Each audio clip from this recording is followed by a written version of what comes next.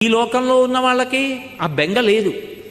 అమ్మా అనొక్కసారి పిలిచి నమస్కారం చేస్తే చాలు, వెంటనే నేనున్నాను రా బిడ్డా అని అమ్మవారు కాపాడుతుంది. మీకు నేను ఒక మాట చెప్తే మీరు ఆశ్చర్యపోతారు. ఈ శ్లోకం ఎంత శక్తివంతమో తెలుసా? మీరు తప్పించుకోలేనంత పెద్ద ఉపద్రవం వెంట తరిమేస్తుంటే వెనకాతల ఏం చెయ్యాలో తెలియనప్పుడు ఈ శ్లోకం జరిగితే చాలా రక్షిస్తుంది అమ్మవారు. అంత శక్తివంతం. చండీ పరదేవత అనుగ్రహం అంటే అలా ఉంటుంది. అందుకే చండీ చరణవు అని చండీ పరదేవతని స్తోత్రం చేశారు శంకరాచార్యులు వారి ఈ శ్లోకంలో.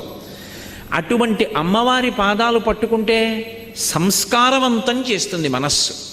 ఇక్కడ మీరు నన్ను ఒక ప్రశ్న అడగచ్చు, ఏమండి ఒకవేళ అసలు కోర్కెల మీద వ్యామోహం పోక, అసలు వ్యామోహం అనేటటువంటిది పోతే కదండి ధర్మబద్ధం చేసుకుందామన్న కోరిక. ఆయన అలా